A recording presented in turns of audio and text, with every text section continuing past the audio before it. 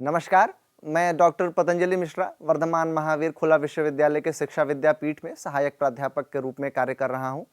आज के इस वार्ता में हम लोग test and its different types के बारे में जानने और समझने की कोशिश करेंगे कि एक परीक्षण क्या होता है और एक परीक्षण का वर्गीकरण विभिन्न आधारों पर किस प्रकार से किया जाता है, इसके बारे में जानने और समझने की कोशिश करेंगे। सबसे फंडामेंटल इशू जो टेस्ट के साथ होता है वो ये होता है कि सबसे पहली चीज़ जो ज़रूरी होती है कि टेस्ट होता क्या है, यह हम जानें कि किसी भी परीक्षण को में क्या गुण होने चाहिए कि उसे हम टेस्ट कहें। तो जो बेसिक चीज़ इसमें होती है वो ये होनी चाहिए कि a test is suppose to be a set of stimulus. एक जो परीक्षण होता है वह समुच्चय होता है कुछ उद्दीपकों का। यदि उसमें उद्दीपक नहीं हो और एक अनुक्रम ठीक तरीके से ना हो तो वह एक टेस्ट नहीं कहा जाएगा। दूसरा फंडामेंटल जो प्रश्न होता है वो ये होता है कि टेस्ट तो ठीक है, एक बात समझ में आती है कि टेस्ट इसे हम कहते हैं, लेकिन साइकोलॉजिकल टेस्ट क्या होता है, एक साइकोलॉजिकल या एक मनोवैज्ञानिक परीक्षण क्या होता है। तो इसको यदि जानने की कोशिश करें तो किसी मनोवैज्ञानिक ने बहुत बढ़िया डिफाइन किया है इसे कि a psychological test is an organised succession of stimuli designed to measure quantitatively or to evaluate qualitatively some mental process, trait और characteristic। अब इस डेफिनेशन को यदि हम डिसेक्ट करेंगे, इसका यदि हम परीक्षण करेंगे तो हम पाएंगे कि एक साइकोलॉजिकल टेस्ट जो होता है वह कुछ मानसिक प्रक्रियाओं का, कुछ शील गुणों का या कुछ विशेषताओं का गुणात्मक मूल्यांकन करने या परिमाणात्मक ढंग से मापन करने के लिए उद्दीपकों का एक संगठित अनुक्रम होता है। इसमें महत्वपूर्ण चीज जो है वो संगठित अनुक्रम होना है। जब तक वह एक संगठित अनुक्रम नहीं होगा तब तक वह एक मनोवैज्ञानिक परीक्षण कहे जाने लायक नहीं होगा। आगे हम बढ़ते हैं और जानने की कोशिश करते हैं कि साइकोलॉजिकल टेस्ट का विभाजन विभिन्न आधारों पर किस प्रकार से किया गया है। तो सबसे पहली बार और सबसे पहली चीज जो हम जानने की कोशिश करेंगे वह यह होगा कि on the basis of criterion of administrative conditions एक साइकोलॉजिकल टेस्ट जो है वह किस प्रकार से विभाजित है। तो इसका पहला विभाजन जो है वह है अ इंडिविजुअल टेस्ट। एक इंडिविजुअल टेस्ट जो होता है, वैयक्तिक परीक्षण इसे हिंदी में हम कहते हैं, यह वैयक्तिक परीक्षण जो है वो क्या होता है यह जानेंगे अब हम। वैयक्तिक परीक्षण के साथ खास बात जो होती है वो ये होती है कि वो एक बार में एक ही व्यक्ति पर उसका परीक्षण किया जा सकता है और इसे करने के लिए, इस परीक्षण को अप्लाई करने के लिए जो व्यक्ति होना चाहिए वह पर्याप्त प्रशिक्षित और ट्रेंड व्यक्ति ही इसका उपयोग करते हैं। इसका उपयोग सामान्यतया काउंसलर्स, स्कूल के साइकोलॉजिस्ट और जो लोग इंटेलिजेंस या पर्सनालिटी या इंटरेस्ट मेजर करते हैं वो लोग इसका प्रयोग करते हैं। यदि उदाहरण के रूप में हम समझने की कोशिश करें तो ब्लॉक डिजाइन इंटेलिजेंस टेस्ट जो है वह एक बहुत बढ़िया उदाहरण है किसी प्रकार के वैयक्तिक परीक्षण का। दूसरा जो प्रकार है वह है ग्रुप टेस्ट। ग्रुप टेस्ट को जानने और समझने की जब कोशिश करते हैं तो जैसा कि नाम से ही यह बात समझ में आती है कि ग्रुप टेस्ट कुछ इस प्रकार का परीक्षण होगा जो कि किसी ग्रुप पे एक साथ एडमिनिस्टर किया जा सके। इस तरह के बहुत से बुद्धि परीक्षण जो हमारे यहाँ मौजूद हैं देश में वो हैं जलोटा इंटेलिजेंस एक बहुत अच्छा ग्रुप टेस्ट का उदाहरण हो सकता है, या MC जोशी का टेस्ट जो इंटेलिजेंस का है वो भी एक बहुत सुंदर उदाहरण है ग्रुप टेस्ट का। ग्रुप टेस्ट के साथ जो खास बात होती है वह यह होती है कि कम प्रशिक्षित व्यक्ति भी इसका उपयोग आसानी के साथ कर लेते हैं। जो अंतर इंडिविजुअल टेस्ट और ग्रुप टेस्ट में समझने में आता है वो दो तरह के अंतर समझ में आते हैं। पहला अंतर तो यह है कि इंडिविजुअल टेस्ट जो होता है वो एक बार में एक ही व्यक्ति पे परीक्षण किया जा सकता है और ग्रुप टेस्ट जो है वह एक बार में कई व्यक्तियों पर आवश्यकता अनुसार परीक्षण किया जा सकता है। दूसरा जो अंतर समझ में आता है वो ये आता है कि इंडिविजुअल टेस्ट को एडमिनिस्टर करने के लिए बहुत ट्रेंड काउंसलर्स की ज़रूरत होती है, बहुत ट्रेंड साइकोलॉजिस्ट की ज़रूरत होती है, जबकि ग्रुप टेस्ट को एडमिनिस्टर करने के लिए जरा यदि कोई साइकोलॉजिस्ट कम प्रशिक्षित भी है तो वह इसका उपयोग कर सकता है। दूसरा प्रकार जो है वह है on the basis of criterion of scoring. Scoring के आधार पे टेस्ट के कितने प्रकार हैं वह हम समझेंगे। तो पहला प्रकार जो है वह है ऑब्जेक्टिव टेस्ट, या ऑब्जेक्टिव टेस्ट जो होता है इसमें प्रॉपर स्कोरिंग मेथड होता है और कोई सब्जेक्टिव जजमेंट नहीं होता है। इसकी विशेषता यही होती है कि इसमें सब्जेक्टिव जजमेंट नहीं होता है बल्कि ऑब्जेक्टिव जजमेंट होता है। ऑब्जेक्टिव टेस्ट में विभिन्न प्रकार के प्रश्न हो सकते हैं। यदि कुछ प्रश्नों के उदाहरण हम लेने चाहें तो कह सकते हैं कि मल्टीपल चॉइस क्वेश्चंस हो सकते हैं, या फिर ट्रू फॉल्स आइटम्स हो सकते हैं, या फिर मैचिंग आइटम्स हो सकते हैं। ये सारे जो प्रश्नों के प्रकार हैं वह ऑब्जेक्टिव टेस्ट या वस्तुनिष्ठ परीक्षण में इस्तेमाल में आते हैं।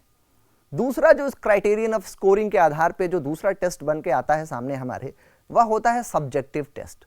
सब्जेक्टिव टेस्ट में जो भिन्नता होती है वो यह होती है कि इसमें स्कोरिंग मेथड जो होती है उसमें भिन्नता होती है। परीक्षक जो जब ऑब्जेक्टिव टेस्ट एडमिनिस्टर करेगा तो उसमें स्कोरिंग मेथड सेम होगा, लेकिन यदि वही परीक्षक जब सब्जेक्टिव टेस्ट एडमिनिस्टर करेगा तो विभिन्न परीक्षकों में अंक देने की विधि में भिन्नता नजर आती है। इसका एक बहुत बेहतरीन उदाहरण जो हमारे देश में क्लासरूम अचीवमेंट टेस्ट जो होते हैं वो एक तरीके से सब्जेक्टिव टेस्ट के उदाहरण हो सकते हैं, जिसमें कि परीक्षक अपने हिसाब से अंक निर्धारित करने के लिए स्वतंत्र होता है। दूसरा जो क्राइटेरिया है वह है on the basis of criteria of time limit in producing response. ये इसमें दो तरह के टेस्ट सामने आते हैं और ये काफ़ी महत्वपूर्ण भी हैं। पहला टेस्ट जो है वो है पावर टेस्ट, जिसे हिंदी में हम लोग क्षमता परीक्षण भी कहते हैं। दूसरा टेस्ट जो है इसका वो है स्पीड टेस्ट, जिसे हम लोग गति परीक्षण कहते हैं हिंदी में। क्षमता परीक्षण में जो खास बात होती है, पावर टेस्ट में जो विशेष बात होती है वह यह होती है कि इसमें सफिशिएंट टाइम होता है और डिफरेंट डिफिकल्टी लेवल्स के क्वेश्चंस होते हैं। अब पावर टेस्ट का जो ऑब्जेक्टिव होता है मूलतः वह यह होता है कि व्यक्ति को किसी वस्तु, तथ्य, घटना आदि के बारे में कितना ज्ञान है इसका पता लगाया जा सके। ऐसा टेस्ट किसी व्यक्ति या किसी वस्तु, तथ्य या घटना आदि के बारे में कितना ज्ञान है यह पता लगाने की कोशिश करता है, या उसका उद्देश्य यह पता लगाना होता है, वो पावर टेस्ट की श्रेणी में आता है, वो क्षमता परीक्षण की श्रेणी में आता है। दूसरा टेस्ट जो है वो है गति परीक्षण, जिसे हम इंग्लिश में स्पीड टेस्ट भी कहते हैं। स्पीड टेस्ट और पावर टेस्ट में जो डिफरेंस है वो यही है, डिफरेंस है कि पावर टेस्ट में सफिशिएंट टाइम होता है जबकि स्पीड टेस्ट में टाइम लिमिट होती है। एक निश्चित समयावधि में ही आपको उस टेस्ट को पूरा करना होता है। दूसरा जो अंतर होता है उसमें डिफरेंट डिफिकल्टी लेवल होता है और डिफिकल्टी लेवल ज़्यादा भी हो सकता है, जबकि स्पीड टेस्ट में लेस डिफिकल्टी लेवल होता है। स्पीड टेस्ट का बेहतरीन उदाहरण जो है वह क्लैरिकल एप्टीट्यूड टेस्ट में हम देख सकते हैं। हालांकि यहाँ पर खास बात जो है इस पावर टेस्ट और स्पीड टेस्ट के संदर्भ में वह यह भी है कि कोई भी परीक्षण पूर्णतः स्पीड या पावर टेस्ट नहीं होता है। यह विशेष बात है ध्यान रखने वाली। कोई परीक्षण वो पावर टेस्ट है वो किसी इंडिविजुअल के लिए, किसी इंडिविजुअल विशेष के लिए स्पीड टेस्ट का भी काम कर सकता है, और यदि कोई स्पीड टेस्ट है तो वो किसी विशेष इंडिविजुअल के लिए पावर टेस्ट का भी काम कर सकता है। इसलिए यह समझने की आवश्यकता होगी कि किसी इंडिविजुअल के लिए कौन सा टेस्ट पावर टेस्ट होगा और कौन सा टेस्ट स्पीड टेस्ट होगा, क्योंकि एक ही टेस्ट किसी व्यक्ति विशेष के लिए पावर टेस्ट और स्पीड टेस्ट दोनों हो सकता है। अगला जो प्रकार है वह हम जानने और समझने की जिसे कोशिश करेंगे वह है कि on the criterion of the nature of items और कंटेंट। नेचर ऑफ आइटम्स, एकांशों के प्रकृति और उसके कंटेंट के आधार पे किस प्रकार के टेस्ट होते हैं वह हम लोग जानने की कोशिश करेंगे। इसमें 4 तरह के टेस्ट होते हैं। पहला होता है वर्बल टेस्ट, दूसरा होता है नॉन वर्बल टेस्ट, तीसरा होता है परफॉर्मेंस टेस्ट और चौथा होता है नॉन लैंग्वेज टेस्ट। जो वर्बल टेस्ट होता है उसको हम लोग पेपर पेंसिल टेस्ट भी कहते हैं। और वर्बल टेस्ट के साथ जो खास बात होती है वो ये होती है कि भाषा पर इसमें ज़्यादा जोर होता है। टेस्ट को पढ़कर समझना पड़ता है, उसके बाद फिर उसका उत्तर देना होता है। दूसरा जो प्रकार है इसमें वह है non verbal test. Non verbal test के साथ जो खास बात होती है वह यह होती है कि इसमें भाषा पर कम जोर होता है। केवल निर्देशों में भाषा का महत्व होता है किंतु एकांशों में नहीं। इसमें चित्र के सहारे परीक्षण होता है। यदि इसमें कुछ चित्र दिए जाते हैं जिसके आधार पे उन चित्रों को एनालाइज करने के बाद हम उसके इंटेलिजेंस या उसके क्रिएटिविटी या उसकी पर्सनालिटी का निर्धारण या असेसमेंट या मेजरमेंट करते हैं। यदि हम बेहतरीन कुछ नॉन वर्बल टेस्ट के बारे में जानने और समझने की कोशिश करें तो हम पाएंगे कि रेवन प्रोग्रेसिव मैट्रिक्स जो होता है वो एक बेहतरीन बुद्धि परीक्षण है, बेहतरीन नॉन वर्बल टेस्ट का प्रकार है वो इंटेलिजेंस मेजर करने के लिए। अगला जो टेस्ट है वो है परफॉर्मेंस टेस्ट। परफॉर्मेंस टेस्ट में जो खास बात होती है वो ये होती है कि इसमें कोई चित्र या कोई संकेत नहीं होते हैं, जबकि वास्तविक रूप में इसमें कोई एक्टिविटी करनी होती है। और इसका यदि उदाहरण हम जानने और समझने की कोशिश करें तो देखेंगे कि अलेक्जेंडर पास अलोंग जो टेस्ट है वह एक बेहतरीन परफॉर्मेंस टेस्ट का नमूना है, उदाहरण है। चौथा टेस्ट जो है वो नॉन लैंग्वेज टेस्ट है। नॉन लैंग्वेज टेस्ट जैसा कि नाम से ही समझ में आ रहा है कि इसमें भाषा का प्रयोग नहीं होता है। इसमें भाषा का प्रयोग न तो निर्देशों के लिए होता है और न ही एकांशों में भाषा का प्रयोग होता है। और कैटल का कल्चर फ्री टेस्ट जो है वह नॉन लैंग्वेज टेस्ट का एक बढ़िया नमूना है। अब on the basis of criteria of standardisation हम जानने और समझने की कोशिश करेंगे कि कितने प्रकार के टेस्ट होते हैं। तो पहला टेस्ट होता है टीचर मेड टेस्ट और दूसरा होता है स्टैंडर्डाइज्ड टेस्ट।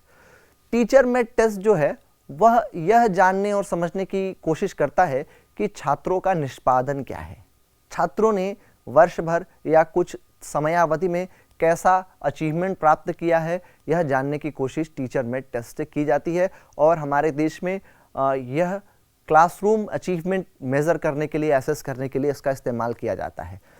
इसमें जो है ख़ास बात जो होती है कि मानकों का अभाव होता है। इसमें कोई मानक टीचर नहीं सेट करता है और सामान्यतया टीचर जो है अपने हिसाब से काम चलाऊ मानकों का निर्धारण करके ऐसे टेस्ट निष्पादित करता है। दूसरा टेस्ट जो है वह स्टैंडर्डाइज्ड टेस्ट है जो कि परीक्षण विशेषज्ञ तैयार करते हैं। इसमें कुछ मानक होते हैं, स्टैंडर्ड होते हैं। और टीचर मेड टेस्ट और स्टैंडर्डाइज्ड टेस्ट में जो बहुत बड़ा अंतर है वह यह है कि इसमें साइंटिफिक कंपैरिजन पॉसिबल होता है और वैज्ञानिक परीक्षण जिसमें पॉसिबल होता है उसे हम स्टैंडर्डाइज्ड टेस्ट कहते हैं। यही बेसिक अंतर है टीचर मेड टेस्ट और स्टैंडर्डाइज्ड टेस्ट में। On the basis of criterion of standardisation के बाद जो अगला प्रकार है वह है कि on the basis of criterion of purpose और ऑब्जेक्टिव। यह भी एक बहुत महत्वपूर्ण और आखिरी आधार है जिसके आधार पर कि टेस्ट का वर्गीकरण किया जाता है। इसमें क्राइटेरियन ऑफ पर्पस और ऑब्जेक्टिव में जो हम लोग विभाजित करते हैं उसमें मुख्यतः 3 तरह के टेस्ट आते हैं। पहला टेस्ट होते हैं इसमें इंटेलिजेंस टेस्ट, दूसरे होते हैं एप्टीट्यूड टेस्ट और तीसरा होता है पर्सनालिटी टेस्ट। इंटेलिजेंस टेस्ट जो है विभिन्न प्रकार का होता है, वर्बल, नॉन वर्बल, परफॉर्मेंस और नॉन लैंग्वेज टेस्ट इसके उदाहरण होते हैं। एप्टीट्यूड टेस्ट जो होता है उसमें हम अभिक्षमता का परीक्षण करते हैं, hidden potential of a person को जानने और समझने की कोशिश करते हैं। और उदाहरण यदि लें एप्टीट्यूड टेस्ट का तो हम पाते हैं कि डिफरेंशियल एप्टीट्यूड टेस्ट जो है वो एक बेहतरीन उदाहरण है एप्टीट्यूड टेस्ट का। डिफरेंशियल एप्टीट्यूड टेस्ट में 7 प्रकार के एप्टीट्यूड का मेजरमेंट करते हैं। और तीसरा जो प्रकार है वह है पर्सनालिटी टेस्ट। पर्सनालिटी टेस्ट कुछ इस प्रकार के टेस्ट होते हैं जिसमें कि हम किसी व्यक्ति के ट्रेट, एडजस्टमेंट, इंटरेस्ट या वैल्यू को एसेस करने, जानने और समझने की कोशिश करते हैं। पर्सनालिटी टेस्ट के यदि उदाहरणों को हम देखें तो हम पाते हैं कि बेल्स एडजस्टमेंट इन्वेंट्री या आइजेंक का पर्सनालिटी क्वेश्चनर जो है वह कुछ ऐसे टेस्ट हैं, कुछ ऐसे परीक्षण हैं जो कि व्यक्तित्व परीक्षण के रूप में बेहतरीन नमूने हैं और इन्हें हम व्यक्तित्व को एसेस करने के लिए, व्यक्तित्व को मेज़र करने के लिए इसका उपयोग करते हैं। बहुत बहुत धन्यवाद। अगली कक्षा में हम कैरेक्टरिस्टिक ऑफ गुड टेस्ट को जानने और समझने की कोशिश करेंगे। धन्यवाद।